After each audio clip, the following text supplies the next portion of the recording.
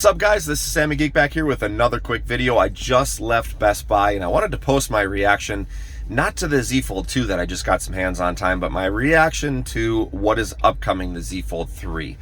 What were the features that most people couldn't get over, or I should say lack of features that most people couldn't get over on the Z Fold 2?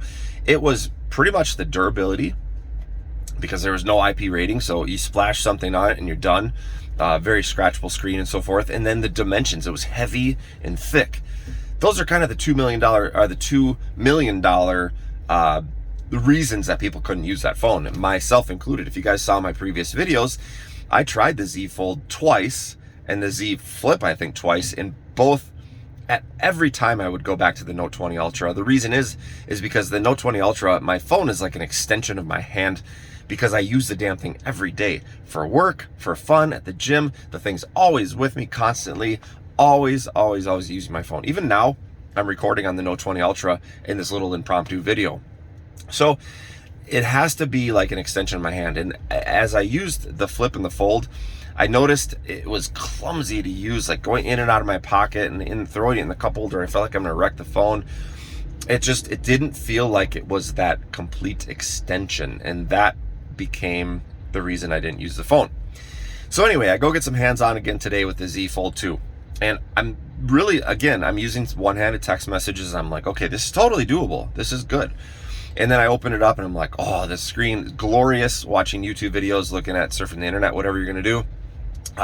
It's awesome. So, social media stuff, media consumption, that's what it's built for. But if you're only spending 5% of your day sitting on the couch looking at video content and things like that, where you're actually going to flip open the screen and use it, that's probably not for you. The phone's not going to be for you. But if it's more usable on a day-to-day from that front screen, now we're talking business. So first of all, the big downside of the previous phone, no IP rating. Apparently they're going to come out with an IP rating here with the new one. That's awesome. I'll talk about dates here in 2 seconds. But so IP rating, check. That's a huge check, right?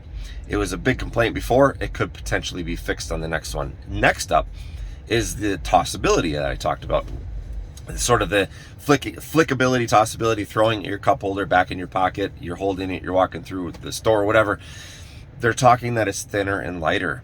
So that is going to be great, because if you look at the footprint, so the actual footprint of the Note 20 Ultra, it's pretty big, but it's super thin and light.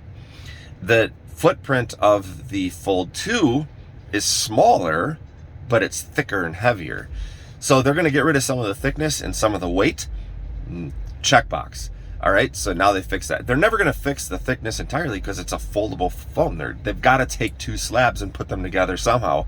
So if you can get past that, and then with the addition of IP rating, you might be in business for this phone. I know I'm starting to get really excited about it, and I think I'm going to make the trade. And speaking of dates, so if you guys haven't heard, August 11th is going to be the date for the launch party. It's going to be the Unpacked event when they show this. And then apparently the 28th of August is when we can get our hands on the device. What's going to be really exciting is to see what the trade-in values are. I've got the Note 20 Ultra. I plan to trade that in for the Fold 3. Yeah, here we go again. What is this, round 4 of trying foldables? Hey, maybe this will stick. With that IP rating and a little bit smaller, I think it's going to be a game changer. I think I'll be able to use this phone every day. But anyway, I'm going to trade in my Note 20 Ultra. Also, I'm hoping that they come out with some deals for the new Galaxy Watch 4. I keep wanting to say 3 because this is the Watch 2, but it's going to be the 4. So anyway, I'm really excited about that. That's going to have the Wear OS and so forth. It's going to be nuts. I don't know how long the battery life is going to last, but hopefully more than 2 days. I hope they did some improvements there. But so that's going to be a really great day.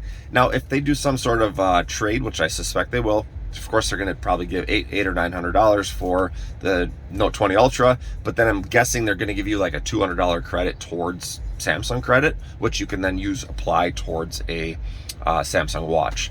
So it's going to be an awesome day, guys. Stay tuned. I've got a lot more content to come. I promise you guys I'm going to get my hands on this device, especially after looking at the Fold 2 again. If it was a little bit thinner and had IP rating, I'd use it. I'd throw it in my pocket. That would be my daily driver, hands down. So anyway, guys, thanks for listening. Peace out. Talk to you soon.